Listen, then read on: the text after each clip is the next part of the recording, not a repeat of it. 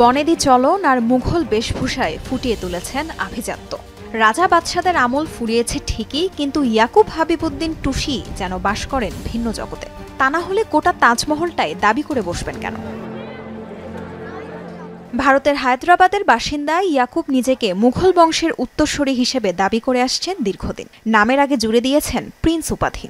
নিজেকে মুঘল সম্রাট বাহাদুর শাহ জাফরের ষষ্ঠ প্রজন্ম দাবির পর সপক্ষে ডিএনএ প্রতিবেদনও জমা দিয়েছেন ইয়াকুব। চাইছেন সম্রাট শাহজাহানের অমর কীর্তি তাজমহলের মালিকানা। এর আগে অযোধ্যায় বাবরি মসজিদের জমির মালিকানা নিয়েও ওয়াকফ বোর্ডের সাথে বিরোধে জড়িয়েছিলেন প্রিন্স ইয়াকুব। পরে সেখানে রাম মন্দির নির্মাণের সমর্থন দিয়ে সোনার ইট উপহারও দিয়েছিলেন। বর্তমানে সপ্তদশ শতাব্দীর মুঘল সম্রাট আওরঙ্গজেবের সমাধির মোতোয়ালি বা রক্ষকের দায়িত্ব পালন করছেন স্বঘোষিত প্রিন্স ইয়াকুব।